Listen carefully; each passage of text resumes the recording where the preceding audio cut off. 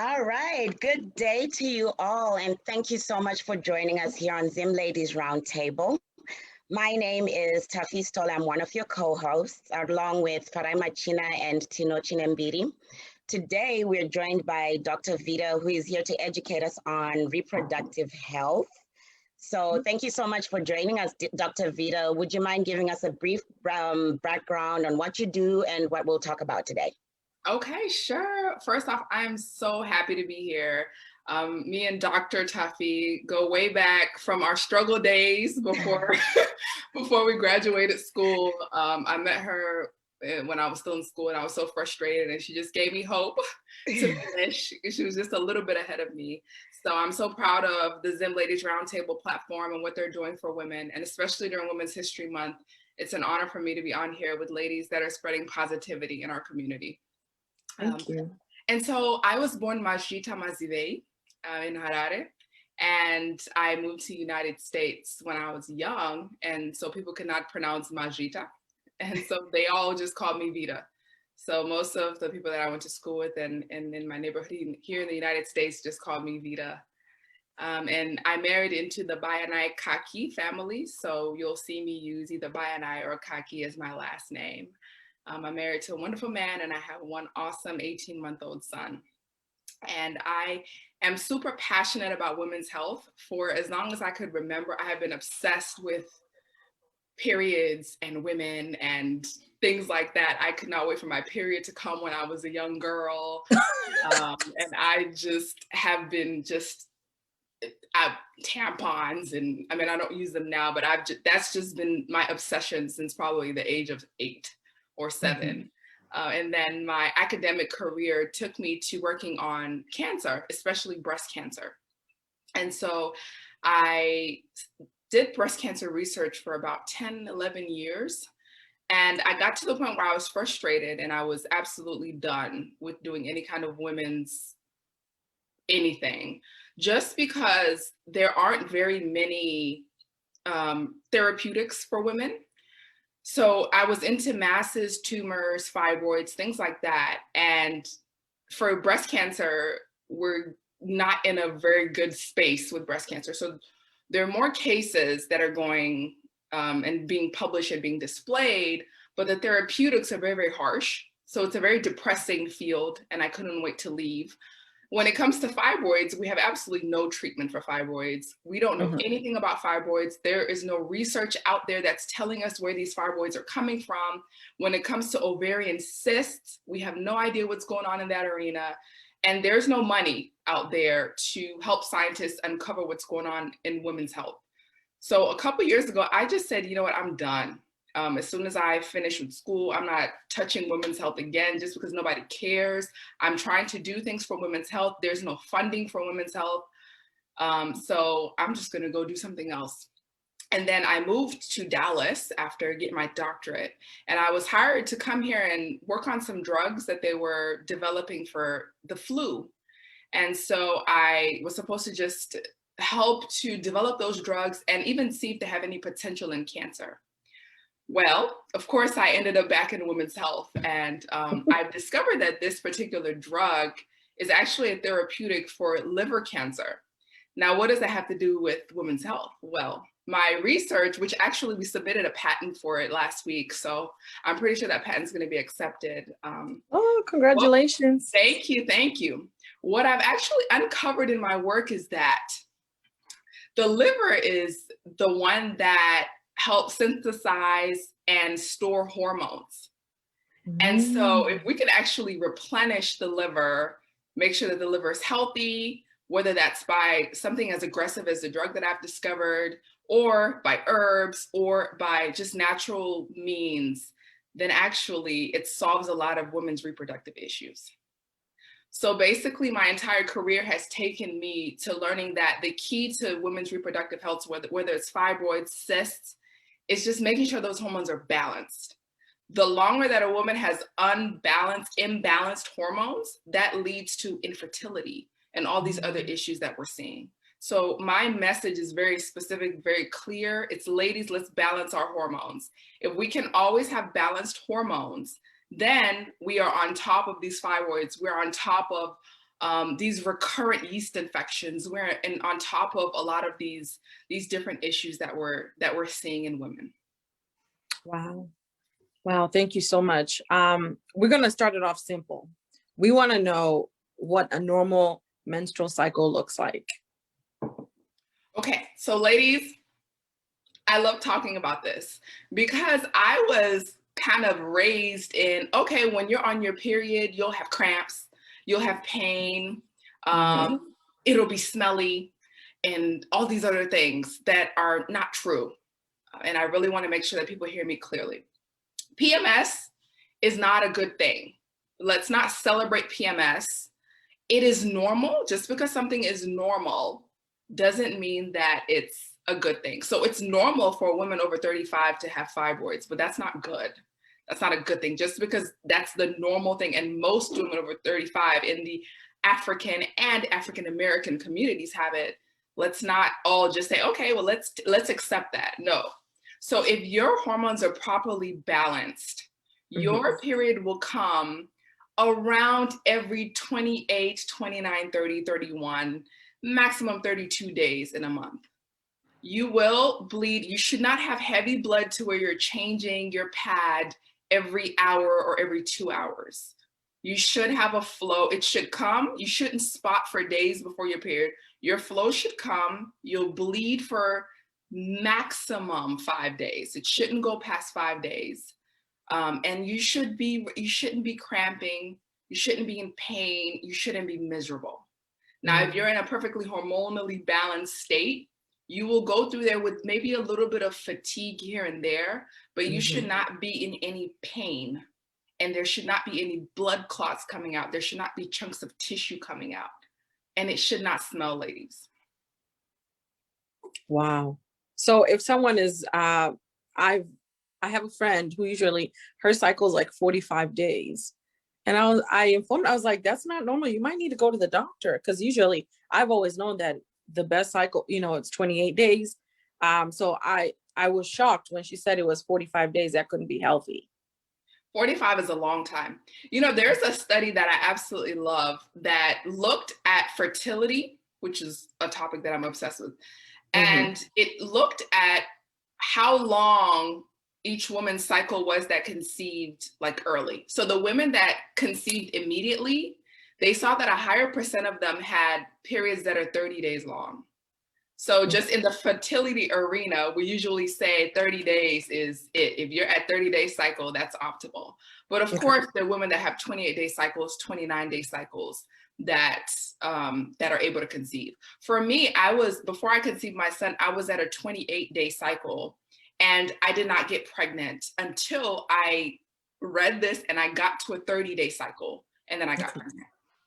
So that worked for me. It's in the scientific literature. It doesn't work for everyone. So I'm still kind of, as I'm working with people, I'm still kind of gathering my own evidence for that. But if a woman has anything above 32 days, I consider that a red flag, especially 45 days. That's a very serious thing to look into. So her hormones are imbalanced. Thank you. So my question, I guess, is with the hormonal imbalance, and you're saying, 45 days, because I do know some women that have extremely irregular periods.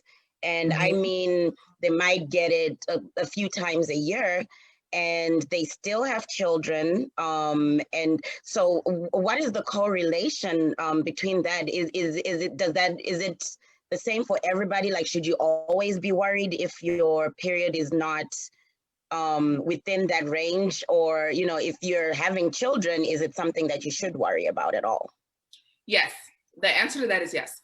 So we know that the way that our hormones work is the first 14 days of your cycle, approximately 14 to 16, maybe some people 13, you're shedding the uterine lining. So the whole point of a period, which a lot of people don't know, because there's no education out there.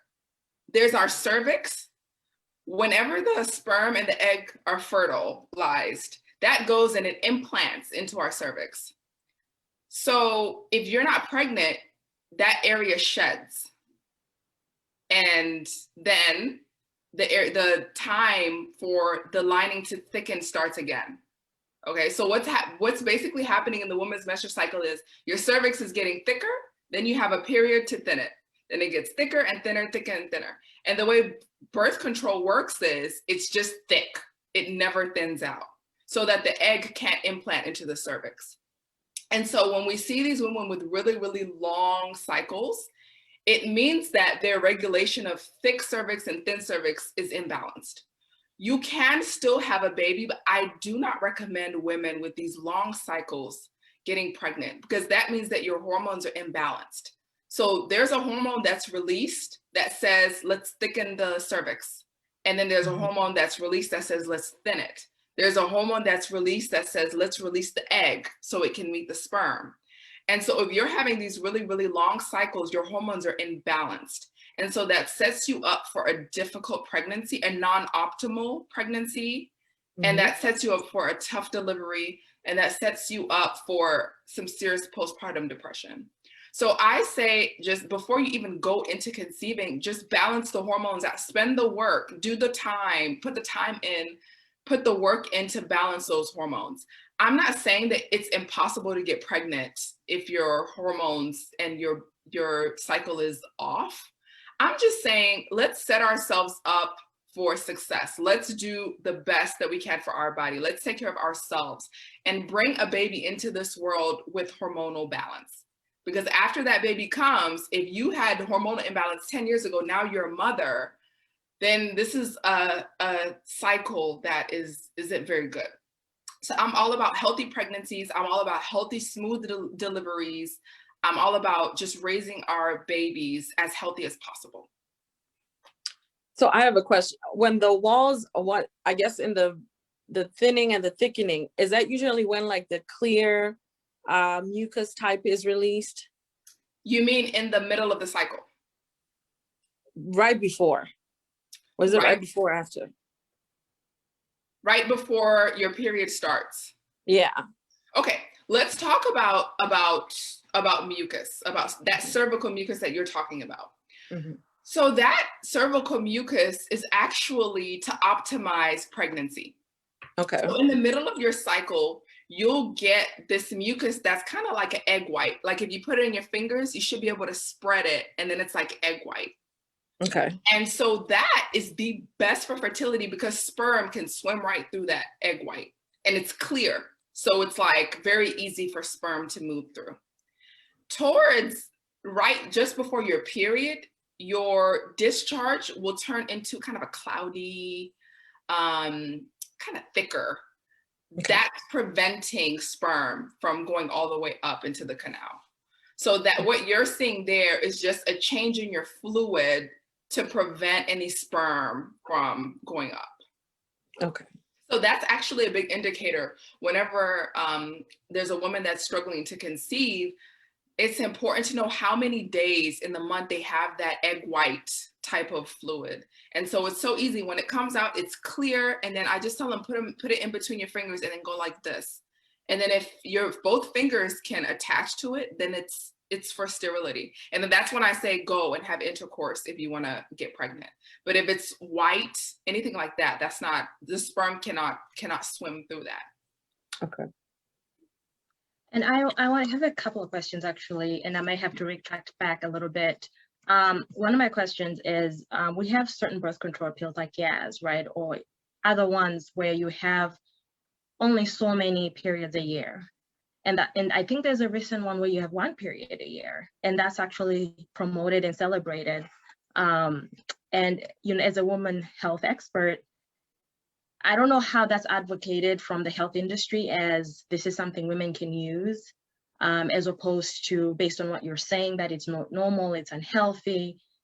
How is there a balance? Like how is products like this coming into market and nobody is saying anything like what you're saying to educate people to not use stuff like that? Because if by nature, your cycle being that far apart is not healthy, we have products on the market that are actually instigating that and calling that freedom and giving a positive spin on that for women to have more freedom. What's your opinion on that? I am so glad that you asked that. You know,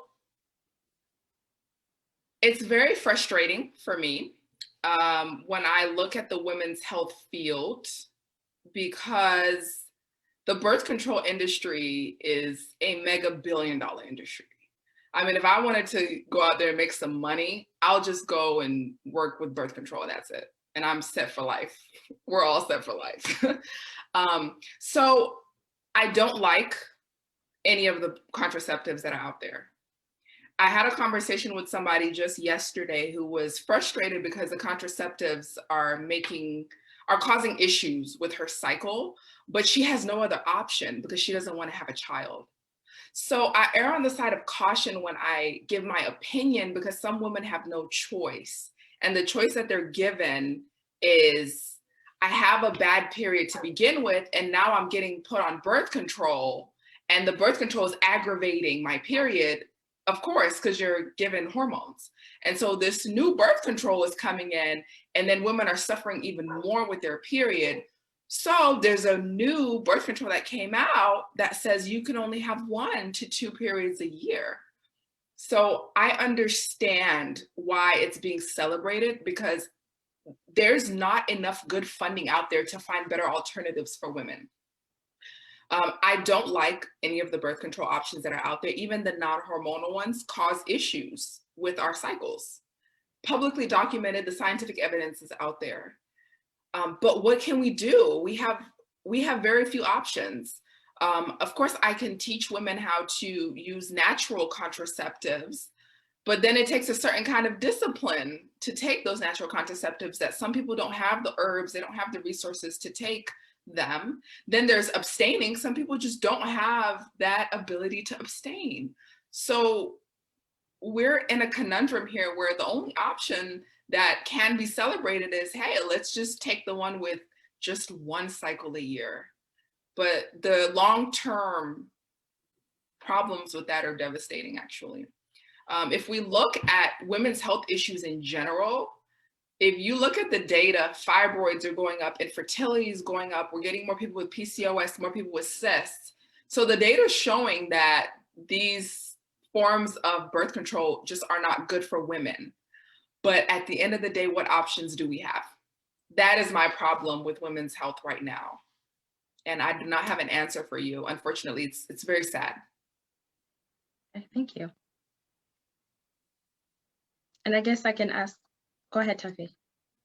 You can go ahead and ask your other question, Fadi. So my other question, before we go far into it, because I might retract a little further back, when you're talking about the liver, and I understand the liver synthesizes, a lot of things, it's also a detoxifier.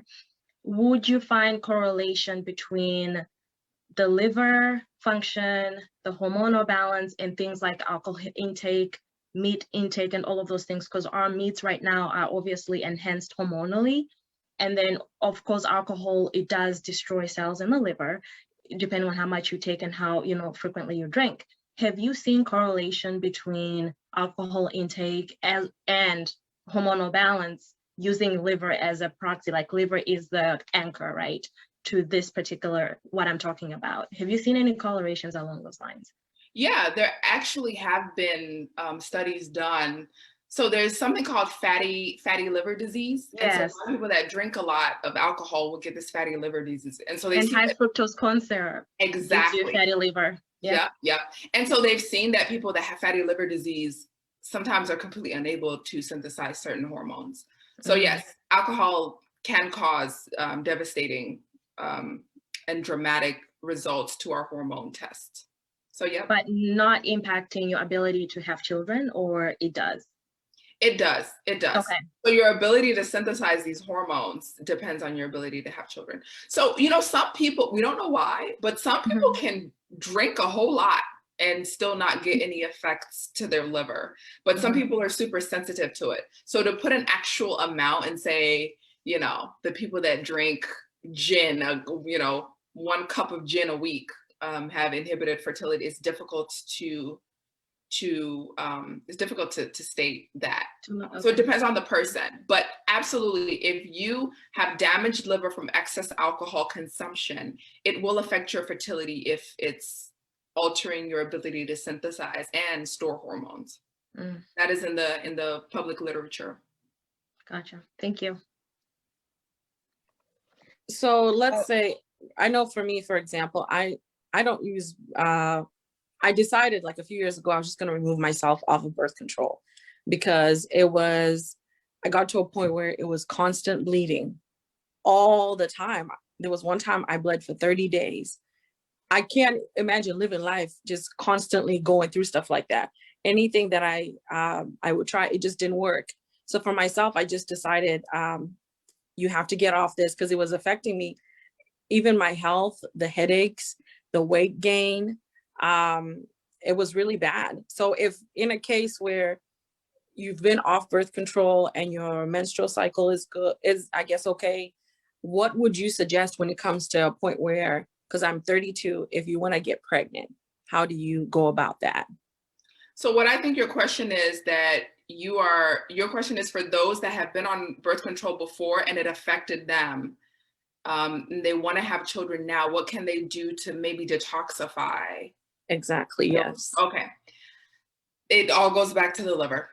So I and some other people that are actually in the women's health arena focus on helping people with this particular issue.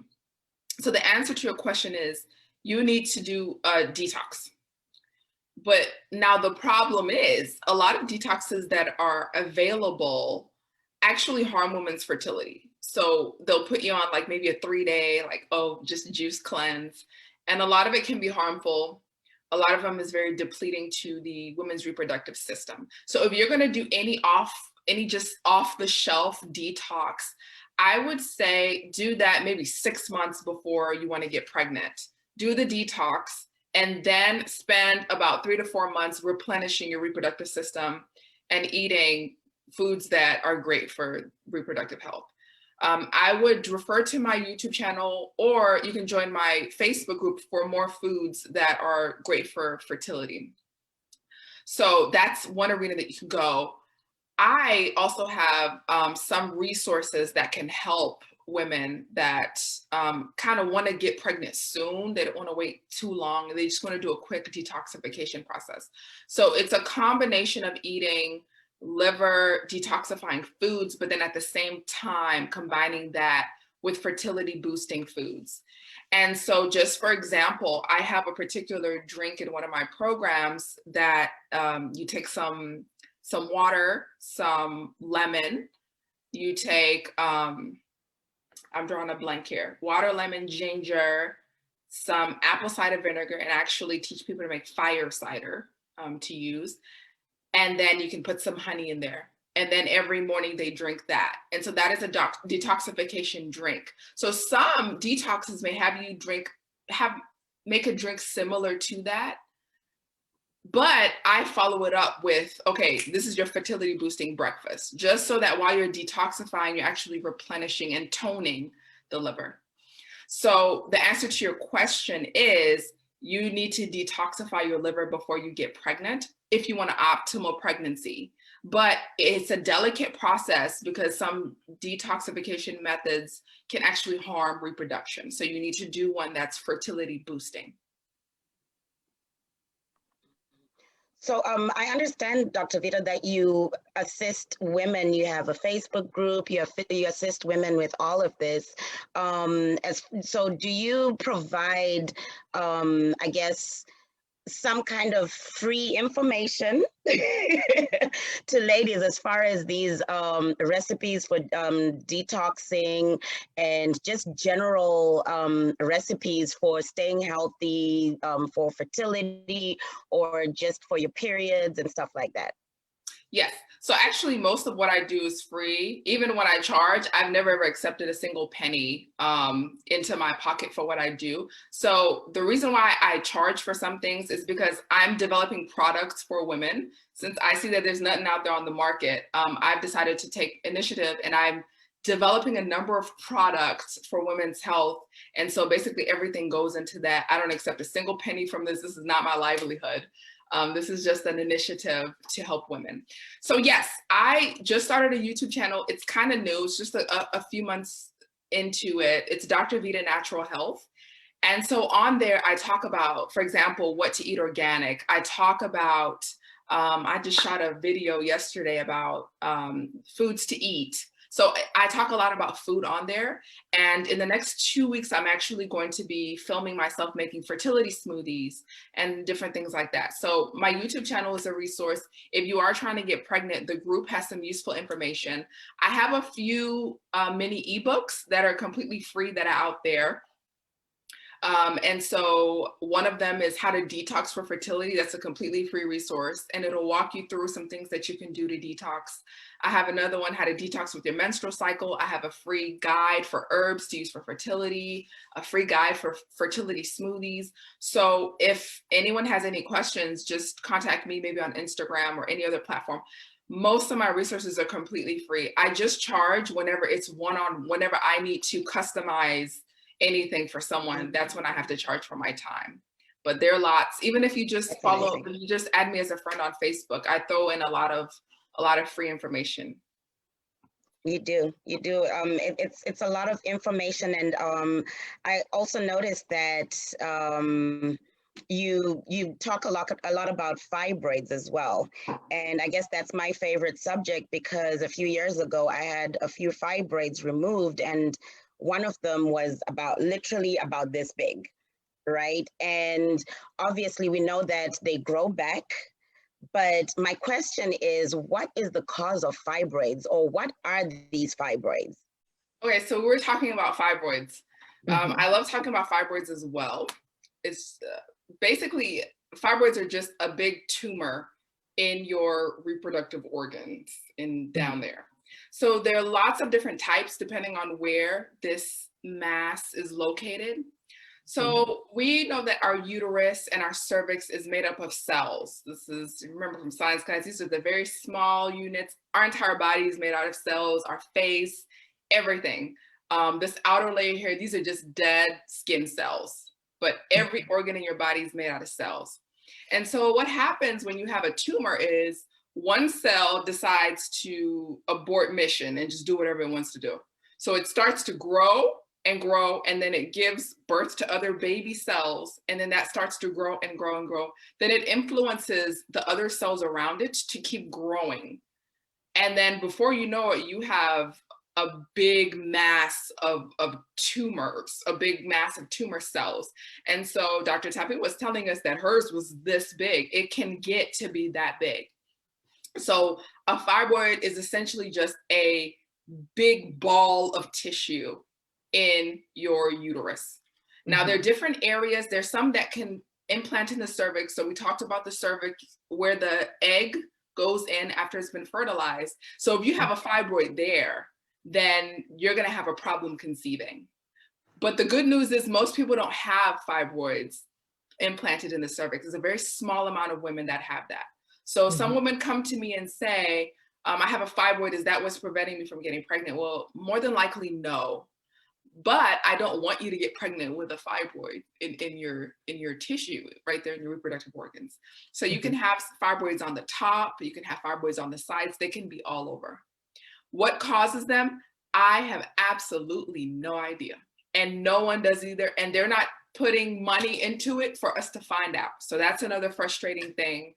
But they say that over 35, after the age of 35, most Black women are going to get fibroids.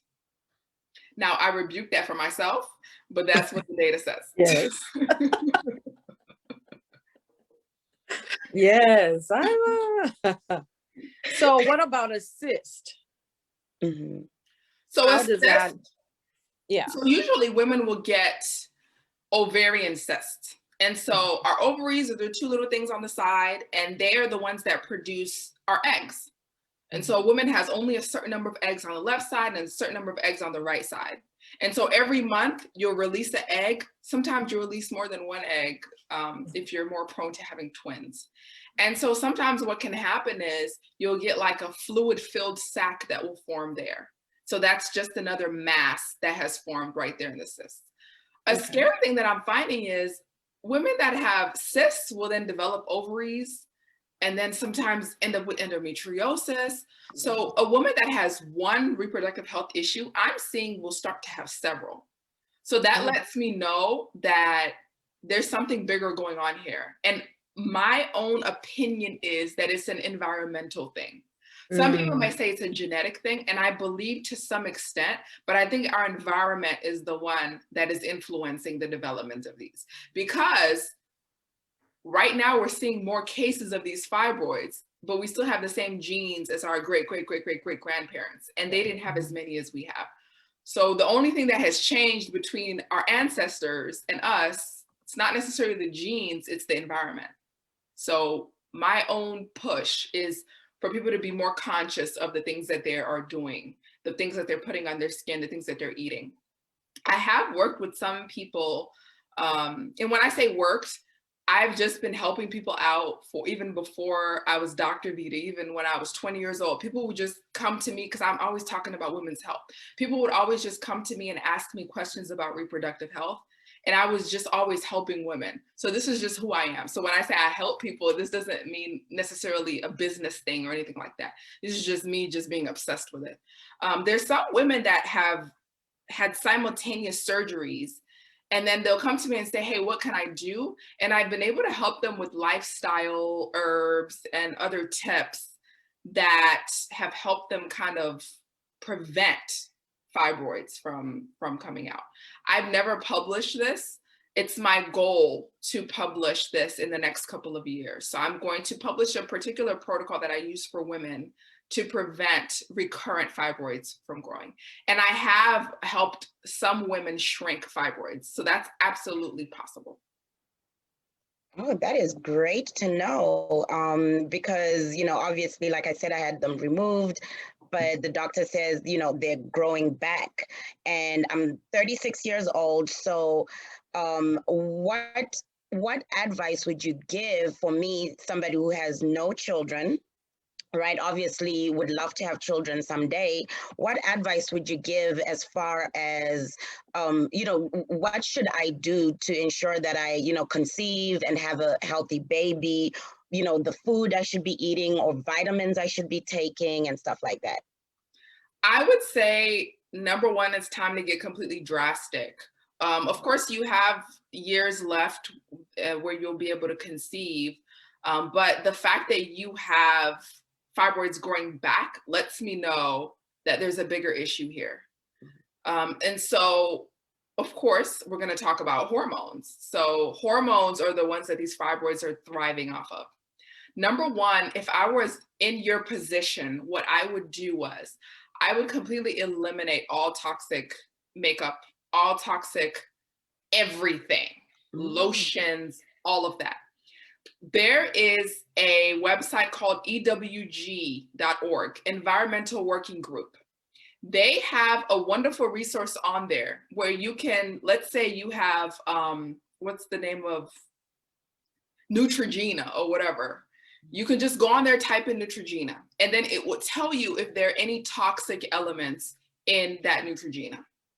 People don't pay attention to that, but that is a fabulous resource. It will go in there and it will tell you this is an endocrine disruptor. If you see anything about endocrine disruptor, that means that it's messing with your hormones. And you can do that with food. You can do that even with, if you have children. Everyone that has a child needs to be using this resource. So it will tell you all of the toxins that were found in that particular beauty or skincare or any kind of product.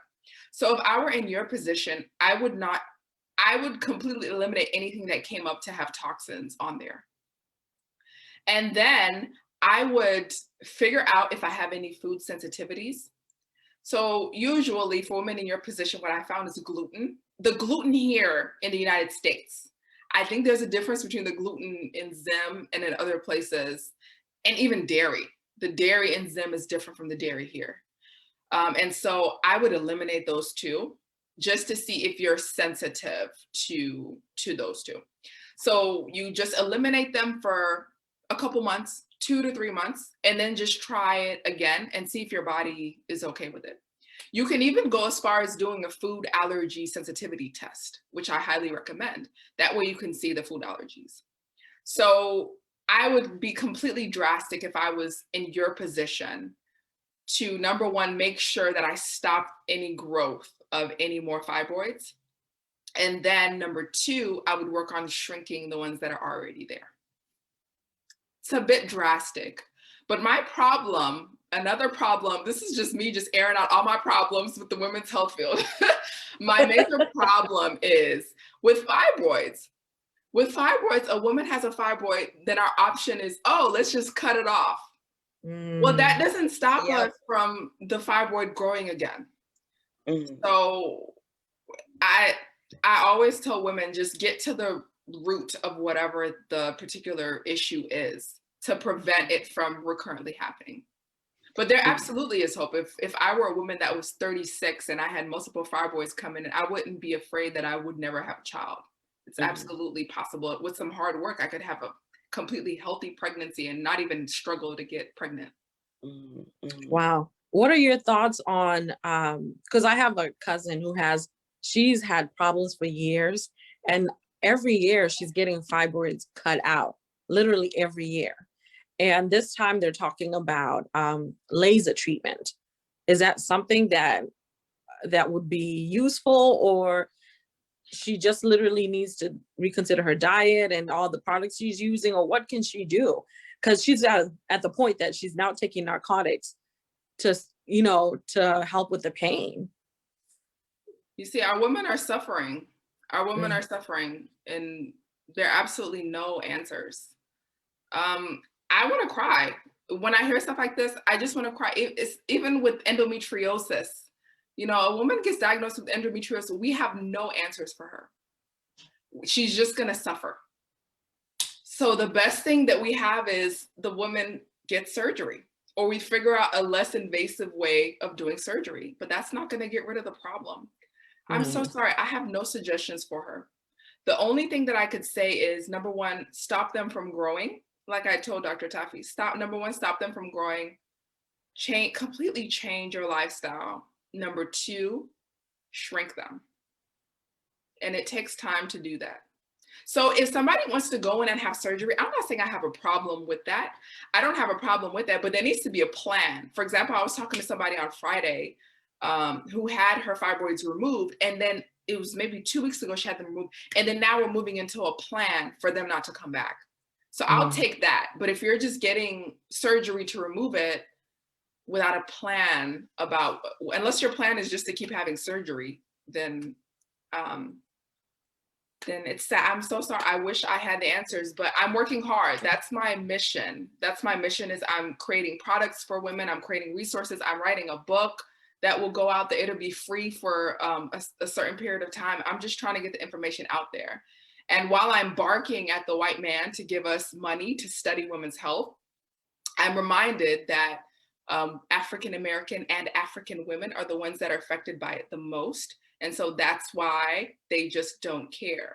So it takes us to come together to bark very loud. And it takes one of us getting up there to actually make a change. So I wish I had answers for you all, but I am just as frustrated as everyone else is.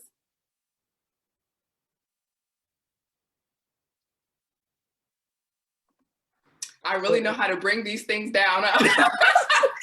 We're all like, whoo, goodness. Yeah, it's a lot. Don't worry, there is hope. There is hope. I am working hard. We're looking forward to it. We're counting on you. We're counting on you. Trying to do stuff for you all so that, so that we're all healthy. I have nieces that I love so much. I do not want them to have to go through this. So I will keep pouring every resource that I have into this.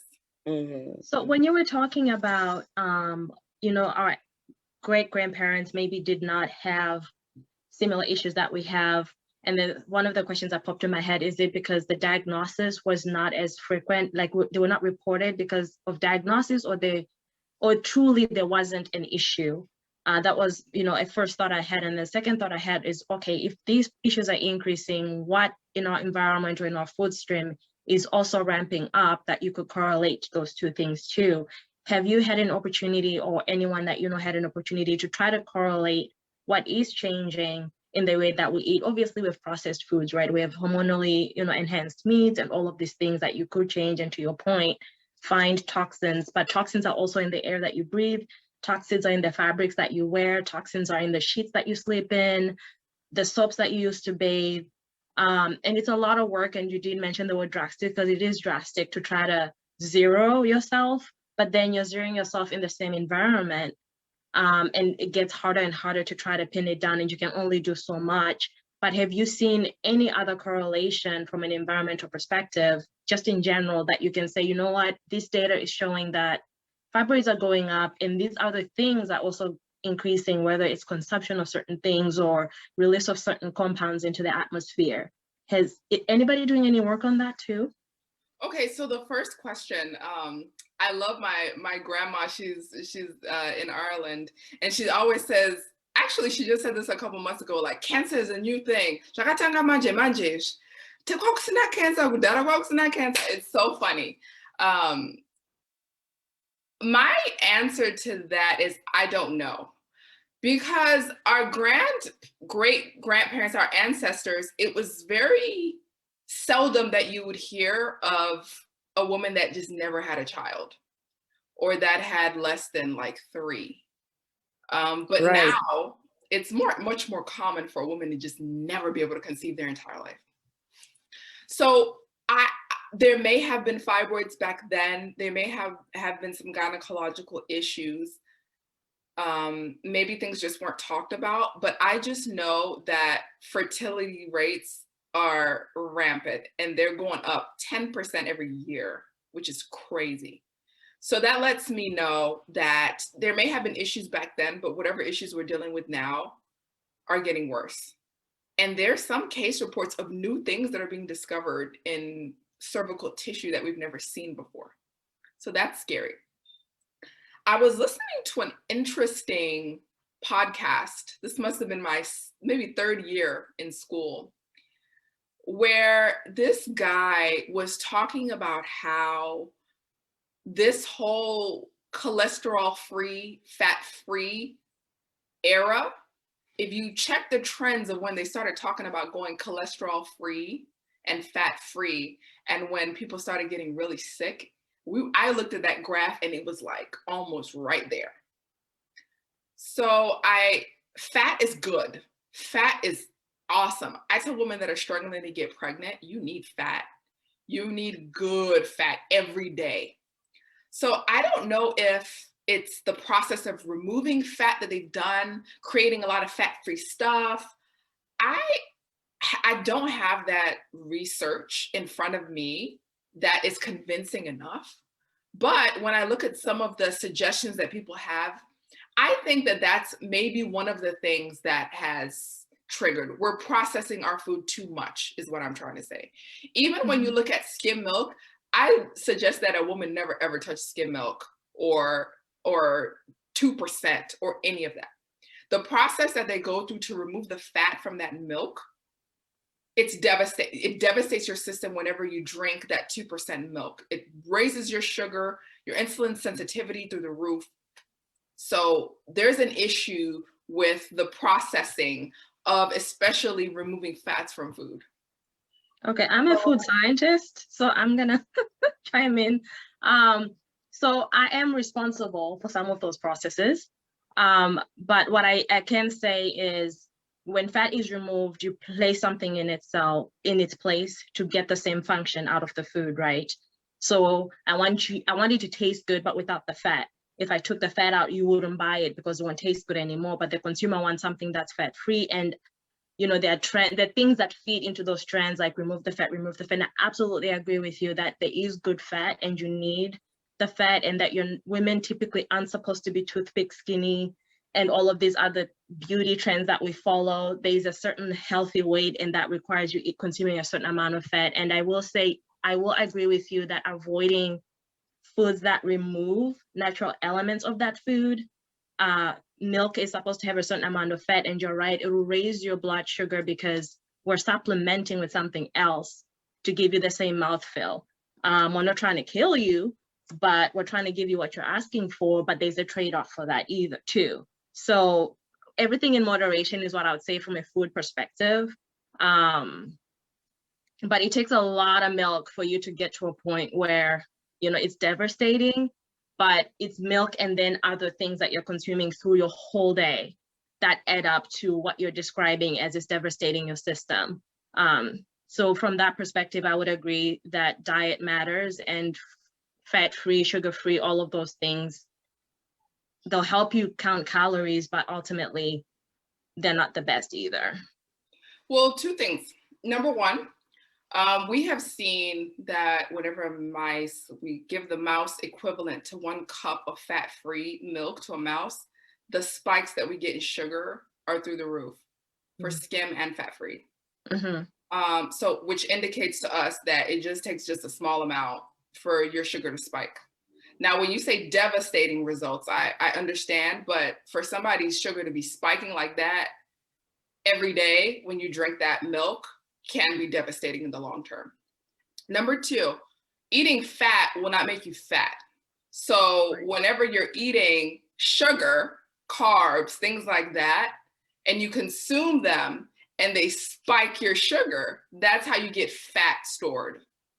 So that's why they put you on these low carb diets, because if you're trying to gain weight, if you're trying to get fat put in, it's not actual fat from the food. It's the glucose, the sugar that's broken down, that's fat. So when we're talking about healthy eating habits, I always suggest that somebody works with a nutritionist on that.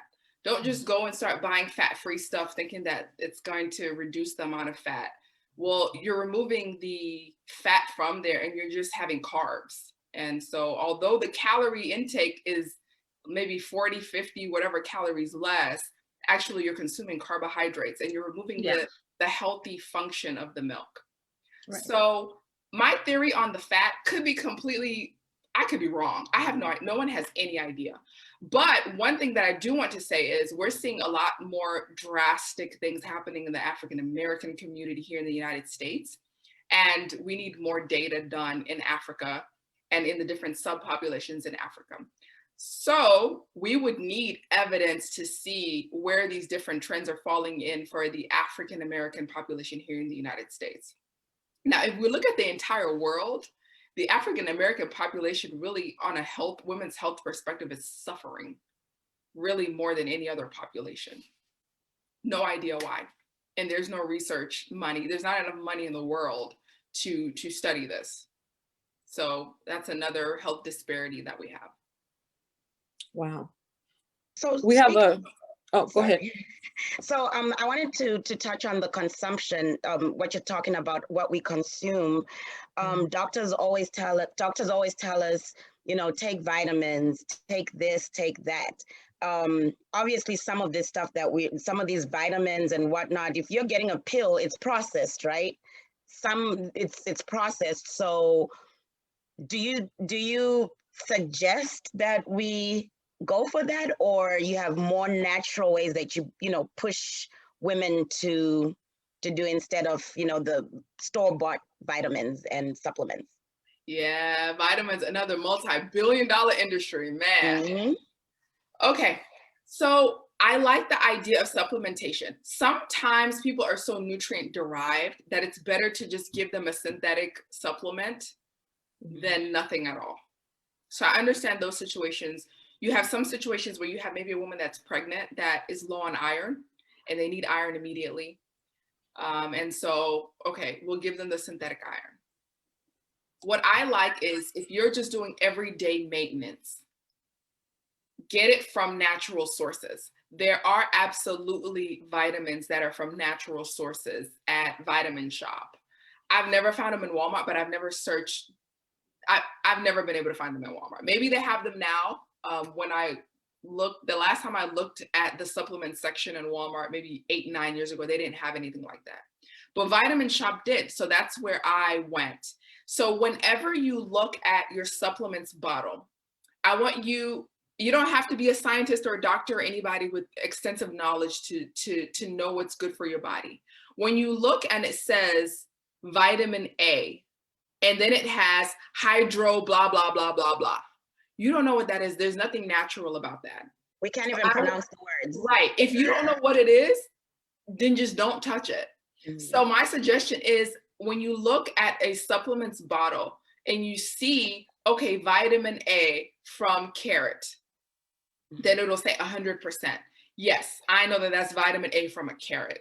So there are supplements out there, and that's one of the things one of the products that I'm developing for women, specifically for women, is something that women can take that's all natural. There are some out there right now, but wouldn't it be great to have one that was specific for a woman that has PCOS, or a woman that has fibroids, or a woman that has XYZ? So I just urge women, don't just grab a one a day. Do not take a one a day women's. Actually go to Vitamin Shop, look online. Even Amazon has some natural supplements. Just look on there, see where the source is. Right now in their parentheses, it'll say from. So I'm taking an iron supplement and it says from brown rice. Okay, so that's good. So just stick to natural supplements. But supplementation is good. I highly encourage it, because a lot of us are not getting enough nutrients. And so I'm all for supplementation. And I get a lot of my supplements from herbs as well. So instead of drinking a lot of water, I'll throw in infused herbs. And so I pick the ones that have a lot of nutrients as well. And so that's another route that people could go in, is just consuming herbs. But not everyone is as obsessed with herbs as I am. So so it can be hard for the average person. Wow. We have a question from Facebook. It's a gentleman who's asking, are you involved in men's health issues as well, or you're just strictly women right now? You know, I was actually asked to do some stuff with men's health in Zim. I hesitate to do things with men's health because I don't have a lot of time, and men have a lot of products for themselves. Men have stuff for erectile dysfunction figured out. We do not have good stuff for women's vaginal dryness figured out. We just have toxins for women's dryness. I have nothing, no natural anything that I can suggest for a woman, other than to just use some coconut oil or something like that during the act. So I love men's health. I love men, especially my husband. But I do not have the time to devote as much to men's health. Yes, I know about it, and I know that men are covered. So if men have a question for me, if men are having like sterility issues, I can suggest things for men, absolutely, for them, for their sperm to be increased. And that's actually not hard to fix at all. I just choose to devote more of my energy to women who have been forgotten, sadly. Okay. Wow. This has been really informational. And Dr. Vita has a Facebook group that everybody can join. Dr. Vita, as we're wrapping up, do you have any final thoughts or anything you can leave us with? I just want to talk to women, no matter your age, whether you're of childbearing years, whether you're 60 something like my mother, or whether you're 80 something like my grandmother. Let's be careful what we're putting on our skin. The makeup is nice, the makeup is cute. Every once in a while, it's fine. It's a nice form of art. Every once in a while, we can do the makeup. Every once in a while, we can do the toxic shampoos and things like that. But I really urge us to be careful from a day-to-day basis, to be careful what we're putting on ourselves. The air is one thing. I have a solution that I'm thinking of to help people with air quality. But those external things are out of our control right now. But what we choose to put on our bodies is within our control. There are natural solutions out there. If you're struggling to find natural solutions for food and stuff to put on your skin, I can make some suggestions. Just contact me on social media. But let's please take this seriously. We're suffering as women, as mothers, as grandmothers. And so let us fight. I feel like sometimes I'm the only one fighting because I'm just always talking about this. Let's fight a little bit harder. That MAC makeup is killing us. A lot of those other things are killing us. So let's find better solutions. Let's support those other people that have the organic body butters and things like that. So let's just come together. I feel like if we can come together as women to help each other, we can find better solutions. that's it. And I'm so grateful you guys had me on here. Thank you so much for coming. Yeah. Sure. Thank you. Tafi Ofari, do you have any final last minute thoughts or? No, I'm good. Thank you so much for your time. And that was very informative. And we look forward to learning more from the Facebook page and your YouTube channel. So And what thank you. is your Facebook page name? So if you want to get pregnant this year, you can join my Facebook group. It's Supplements to Enhance Fertility. If you need to reach out to me on Facebook itself, my actual Facebook name is Vita Khaki. So Vitakhi, which is my marital name. And then if you need me on Instagram, Instagram is at Dr. Vita K. So at DRVITAK. So you can reach out to me on Instagram. YouTube is Dr. Vita Natural Health is the name of the channel. And we're revamping it. I have an excellent Brendan B. Anderson. He's an excellent person, a video person in Zim that's helping me revamp my YouTube channel. Awesome. I'm sorry, there's somebody, we missed one question and she asked again. It's a quick question. Are fibroids hereditary? Yeah, good question. I don't have an answer for you for that. To be honest, I don't have an answer for you about whether or not they're hereditary. We have not actually found an actual gene that we can say, oh, this is a fibroid gene. Like in breast cancer, we know that the BRCA gene in breast cancer, if you have that BRCA gene, then you will get breast cancer. Right. We don't have anything like that in fibroid. We think that, okay, certain women have this gene that's upregulated, but it's not standard. Like every woman that doesn't have this gene is gonna get fibroids. So not enough research has been done to determine that. But my suggestion is just watch out for the environment. I think there's something environmentally, something that we're consuming that's contributing to this. And then also, we need more funding for fibroid research. You know, I'm at one of the best medical centers in the whole world. Not a single person studies fibroids. Not a single person studies ovarian cysts at all. And so that's not good. And that's why we're grateful for you and, you know, fighting for women's reproductive health and women's health in general. And, you know, we just want to thank you for coming on here. And, you know, that's what Zim Ladies Roundtable is for. You know, we want to spread this information as much as we can. And I know we still have lots of questions. So I do hope you enjoyed this time with us and you can come back and maybe we can plan another event and, you know, have, because people have lots of questions. Yes. I have lots of questions. Yes, most definitely. Well, thank you everyone who has joined us online. Thank you again, Dr. Vita. Thank you, Fari and Tafi. Remember to add us on Instagram, Zim Ladies Roundtable, and as well as on Facebook. Our website is zimladiesroundtable.com. You can also register to be a member. Thank you and have a great night. Thank you, everybody.